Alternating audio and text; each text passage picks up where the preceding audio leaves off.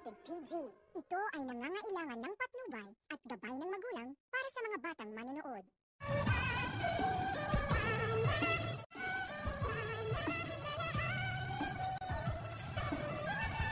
Wala na ngang kawala si Carlos at itong si Moira dahil nang mapanood nga ng lahat ang video kung saan nga inamin ni Moira na siya yung utak at mastermind sa pagkakidnap dito kay Don Pepe. Agad-agad na tumawag na nga ng pulis itong si RG Tanyag.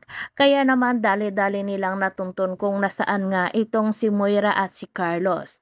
At dito ay sinabi na ni RG habang nasa labas ng building na yon kung saan nagtatago si Moira at si Carlot at sinabi na sumuko na kayo, hindi na kayo makakatakas pa.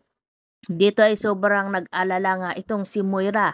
Ayaw na ayaw ni Moira na mahuli siya, ayaw niya nang makulong. Kaya naman binilaan niya itong si Carlos na kung sakaling ngang makulong siya at mahuli ng mga pulis, hindi papayag si Moira na siya lang ang sasama or siya lang ang mahuhuli at makulong at mabulok sa kulungan. Sisiguraduhin ni Moira na isasama niya nga itong si Dr. Carlos Benitez. Kaya naman nagtatalo yung dalawa habang ang mga pulis naman ay naghihintay kung lalabas nga ba yung dalawa or hindi. Pero itong si RG Tanyag ay sinigurado niya sa mga pulis at sinabihan niya na wag nila hayaang na makatakas itong si Moira. Samantala naman itong si Giselle ay galit na galit kay Moira at hindi niya na alam kung ano yung gagawin dahil ubod ng kasamaan nga itong si Moira. Napakasama ng ugali na kahit ng kanyang biyanan ay nagawa niya pang kidnapin. Napapaisip ngayon si Giselle kung bakit nga ba nagawa yun ni Moira sa kanyang daddy Pepe. Mabait naman itong si Don Pepe sa kanya, lalong-lalo na dito kay Zoe. Dito ay napapaisip nga si Giselle kung may nalaman ba or may sikreto nga ba itong si Moira na tinatago kung kaya't gano'n na lang ang kanyang pagmamadali na kinidnap at hindi niya na nga binigyan ng pagkakataon na mabuhay nga itong si Don Pepe. Samantala naman itong si Zoe ay nagpapanik na nga at hindi alam ang gagawin. Takot na takot siya na baka malaman ng kanyang daddy RJ na kasabwat siya ng kanyang mami Moira. Alam kasi ni Zoe na once na magalit ang kanyang daddy RJ ay hindi na siya papansinin at itatakwil na siya at baka nga malaman din ng lahat ang kanyang tinatagong sikreto. Kaya kailangan ngang mag-isip ng paraan ni Zoe para nga hindi masama doon sa kaso nga kakarapin ng kanyang mami Moira. Ito namang si Dax ay to the rescue nga kay Zoe at gagawin niya ang lahat gaya ng pangako niya na hindi niya hayaan na masira at masaktan muli itong si Zoe. Samantala namang galit na galit itong si Annalyn at si Lynette dahil sa kanilang nabalitaan sa pag-live ni Dr. Carlos Benitez na pag-amin ni Moira.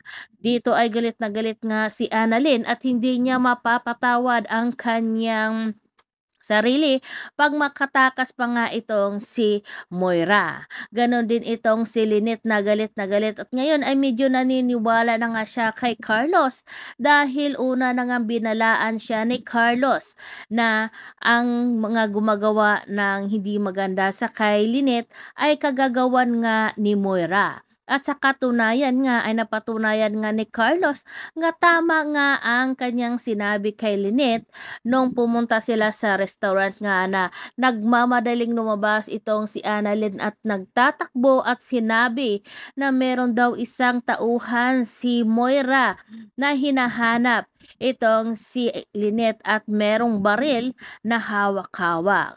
Dito ay sinabi niya na kay Annalyn na tama nga ang sinabi ni Carlos. Nagulat nga itong si Annalyn at si RJ dahil akala nila ay nag-iisa lang doon itong si Lynette. Pero ayon nga kay Lynette ay nakipagkita nga daw sa kanya itong si Carlos pero hindi naman siya sinaktan. At dito ay sobrang pag-alala nga ang nararamdaman nitong si RJ kaya tinanong siya nito kung bakit nandoon si Carlos. At yun nga sinabi nga ni Lynette kay RJ at kay Annalyn na sinabi nga ni Carlos na si Moira daw ang may pakana ng lahat na may taong gustong pumatay o saktan itong si Lynette. At tama nga ang hinala nila. Ngayon ngang alam na ng lahat na si Moira nga ang nag-utos or ang mastermind sa pagdukot kay Don Pepe. Sigurado na masayang-masaya na nga sila, lalo't lalo na at mahuhuli na nga itong si Moira. Samantala naman itong si Carlos ay binalaan din ni Moira at tinakot din na pag once na makulong daw itong si Moira ay dadalhin niya si Carlos at isisiwalat ni Moira na si Carlos lang naman ang dahilan kung bakit namatay itong si Don Pepe. Kasi nga si Carlos ay nung nagkumbulsyon nga itong si Don Pepe ay i-revive sana ng nurse at makakasurvive ba nga itong si Don Pepe pero pinigilan nga ni Dr. Carlos Benitez hanggang sa namalaala maunamate na nga itong si Don Pepe. Alam kasi ni Carlos na once na nabuhay o mabuhay itong si Don Pepe, malalagot at mailalantad na ang sikreto nila Moira at ni Zoe. Nalaman kasi ni Dr. Carlos na alam na pala ni Don Pepe na si Zoe ay hindi anak ni RJ at anak ni Dr. Carlos. Kaya yon ang naisip na paraan ni Dr. Carlos na tapusin na lang ang buhay ni Don Pepe na kunwari ay hindi nakayanan yung operasyon doon sa hospital kaya na wala na nga siya ng buhay. Pero ang totoo, ayaw lang ni Carlos na malaman ng lahat ang sikreto nilang itinatago dahil magiging katapusan na nila at sigurado na makukulong sila ni Moira.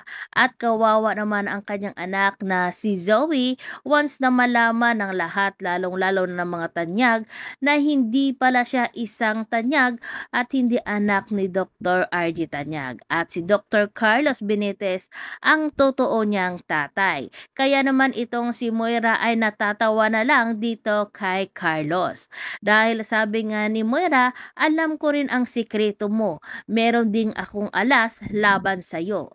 Sige sabihin mo at magpapakulong tayong dalawa dahil hindi ako papayag na ako lamang ang makukulong. Kundi tayong dalawa, Carlos. Hindi ako papayag na magiging malaya ka at masaya samantalang ako ay nagtitiis doon sa loob ng kulungan. Hindi rin alam ni Carlos kung ano yung gagawin niya kasi nga alam niya na totoo naman ang sinasabi ni Moira na siya ang dahilan kung bakit nga namatay ng tuluyan itong si Don Pepe.